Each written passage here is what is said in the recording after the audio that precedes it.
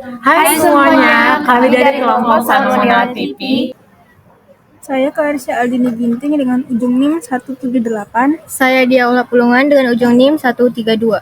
Saya Dwi Karenia Marpaung dengan ujung NIM 131. Saya Muhammad Najib dengan ujung NIM 171. Saya Riren Aprilia Lumban Peruan dengan ujung NIM 150. Saya Sahla Aulia dengan ujung NIM 144. Apa itu Salmonella typhi dan bagaimana klasifikasinya? Salmonella typhi merupakan bakteri gram negatif yang memiliki flagella, bersifat aerob dan anaerob fakultatif, berkapsul dan tidak membentuk spora. Bakteri Salmonella typhi adalah bakteri yang menyebabkan berbagai macam infeksi, mulai dari gastroenteritis ringan sampai berat seperti demam tifoid dan bakterimia. Salmonella adalah agen penyebab salmonellosis, yaitu penyakit endemis dan telah menimbulkan kerugian besar di Indonesia.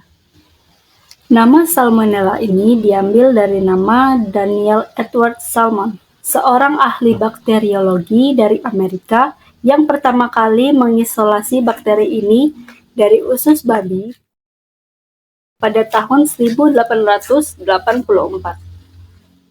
Klasifikasi Salmonella dapat dibagi berdasarkan spesies, subspesies, dan serotip. Genus Salmonella terbagi dalam dua spesies, yakni Salmonella enteric dan Salmonella bongori. Spesies Salmonella enterica dibagi lagi menjadi 6 subspesies, yaitu subspesies enteric, Salamae, Arizonae, Arizonae, Houghtonae, dan Indica. Adapun taksonomi dari Salmonella typhi adalah sebagai berikut: Kingdom Bacteria, Phylum Proteobacteria, Ordo Gamma Proteobacteria, Class Enterobacteriales, Family Enterobacteriaceae, Genus Salmonella, Spesies Salmonella enteric, Subspesies enteric 1, Serotip typhi. Morfologi dan penyakit yang disebabkan oleh Salmonella typhi. Salmonella ini merupakan bakteri, yaitu bakteri gram negatif berbentuk seperti batang. Ini adalah gambar dari bakteri Salmonella typhi. Nah, bakteri ini dapat menginfeksi tubuh manusia, terutama pada bagian saluran pencernaan. Bakteri ini dapat menular dari makanan yang telah terkontaminasi, seperti sayur dan buah, daging, dan juga telur. Masa inkubasi demam tifoid antara 10-14 hari. Infeksi kuman ini bisa menyebar ke seluruh tubuh dan mempengaruhi banyak organ. Dengan perawatan yang cepat dan tepat, maka komplikasi serius yang berakibat fatal dapat dihindari. Bakteri ini dapat hidup pada pH 6-8 pada suhu 15-410 Celcius. Suhu optimalnya adalah 370 Celcius. Penyakit yang disebabkan oleh Salmonella typhi. Demam tifoid. Demam tifoid merupakan penyakit yang disebabkan oleh bakteri Salmonella typhi. Kuman tersebut menyerang sistem pencernaan. Pengobatan demam tifoid umumnya melibatkan pemberian antibiotik yang tepat, seperti ceftriaxone atau asitromycin. Selain itu, sangat penting untuk menjaga hidrasi yang baik dengan minum banyak air, dan mungkin perlu mengonsumsi makanan dalam bentuk yang lebih mudah dicerna jika mengalami mual dan muntah.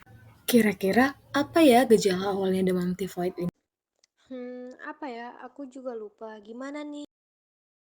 Yuk kita cari tahu dan pelajari bersama. Yang pertama demam. Demam tinggi biasanya terjadi pada minggu kedua dan minggu ketiga. Namun, di minggu keempat gejala tersebut akan hilang, di mana suhu badan dari penderita demam tifoid akan mencapai 40 derajat Celcius. Demam tifoid juga menyebabkan kepala terasa sakit dan juga keringat yang berlebihan. Yang ketiga yaitu batuk, di mana jika sudah akut tifoidnya dapat menyebabkan batuk bronkitis. Gejala ini juga mencakup sesak nafas. Diare dan sembelit. Salmonella typhi lebih sering mengakibatkan sembelit dibandingkan diare. Namun, apabila salah satu kondisi tetap muncul, Anda perlu berhati-hati. Berkurangnya nafsu makan. Tubuh akan mengeluarkan hormon leptin yang mampu membuat seseorang tidak makan sehingga berat badan akan berkurang. Siapa saja sih yang dapat terkena demam tifoid ini? Demam tifoid menyerang anak-anak berusia 5 tahun ke atas, di mana pada usia ini anak-anak mulai masuk sekolah dan mengenal jajanan di luar rumah. Demam tifoid juga menyerang orang tua hingga lansia, namun kelompok rentan yang paling banyak dijumpai yaitu pada anak-anak usia 5 tahun ke atas. Bagaimana patogenesis dan penularan dari demam tifoid ini? Patogenesis demam tifoid. Pertama, Salmonella typhi masuk melalui makanan, kemudian lolos dari asam lambung, dan berkembang biak di fagosit oleh makrofag di lamina propria. Lalu dibawa ke Plague Peyeri ileum distal dan KGB mesenterica, kemudian masuk sirkulasi darah atau bakteri kimia dan menyebar ke seluruh organ retikuloendotelial atau hati dan limpa, dan terakhir menyebar ke organ lain dan disertai tanda serta gejala infeksi sistematik. Penularan Salmonella typhi. Pertama, penularan fekal oral. Penularan fekal oral adalah cara penularan tifus yang paling sering terjadi. Penularan ini dimulai ketika bakteri mengontaminasi makanan atau air atau kontak langsung dengan pengidap tifus. Cara penularan ini kerap terjadi di lingkungan yang sanitasinya buruk, ketika Salmonella typhi dikeluarkan melalui tinja atau urin pada pengidap tifus. Kedua, pembawa tifus. Meskipun sudah dirawat dengan antibiotik, tak sedikit orang yang sembuh dari tifus masih menyimpan bakteri dalam saluran usus atau kantong empedu hingga bertahun-tahun. Nah, orang-orang seperti ini yang disebut sebagai pembawa kronis. Diagnosis terinfeksi bakteri Salmonella typhi. Diagnosis dini demam tifoid dan pemberian terapi yang tepat bermanfaat untuk mendapatkan hasil yang cepat dan optimal, sehingga dapat mencegah terjadinya komplikasi. Pada kasus-kasus tertentu, dibutuhkan pemeriksaan tambahan dari laboratorium untuk membantu menegakkan diagnosis. Untuk mendiagnosis demam tifoid perlu dilakukan pemeriksaan laboratorium. Diagnosis klinis demam tifoid diobservasi dari gambaran klinis klasik yang sering ditemukan pada penderita demam tifoid yang dikelompokkan pada gejala minggu pertama, kedua, ketiga, dan keempat sesuai manifestasi penyakit tersebut. Diagnosis klinis penyakit ini sering tidak tepat karena gejala klinis yang khas pada demam tifoid tidak ditemukan atau gejala yang sama dapat juga ditemukan pada penyakit lain. Diagnosis klinis demam tifoid seringkali terlewatkan karena penyakit dengan demam beberapa hari tidak diperkirakan kemungkinan diagnosis demam tifoid. Pengobatan Salmonella typhi. Pengobatan terinfeksi Salmonella typhi. Pengobatan untuk infeksi Salmonella typhi yang menyebabkan demam tifoid biasanya melibatkan penggunaan antibiotik. Antibiotik seperti ciprofloxacin, levofloxacin, atau azithromycin sering digunakan untuk mengobati infeksi ini. Penting untuk berkonsultasi dengan dokter untuk diagnosis yang tepat dan resep antibiotik yang sesuai.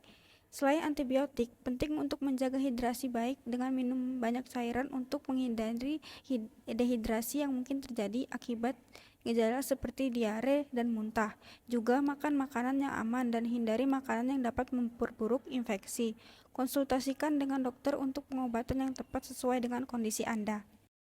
Bagaimana pencegahan dan peran farmasi terhadap demam tifoid? Pencegahan 1. Mencuci tangan 2. Hindari makanan mentah 3. Menutup makanan agar terhindar dari lalat dan debu 4. Mencuci makanan. Bagaimana sih peran farmasi dalam menghadapi persoalan ini? Yang pertama, penyuluhan dan edukasi. Farmasis dapat memberikan informasi kepada pasien tentang demam tifoid, gejalanya, dan pentingnya pengobatan yang tepat. Mereka juga dapat memberikan nasihat tentang cara mencegah penularan penyakit. Yang kedua, pengawasan obat. Farmasis dapat memastikan bahwa pasien mendapatkan obat antibiotik yang sesuai dengan resep dokter. Mereka juga dapat memberikan panduan dosis dan aturan minum yang benar.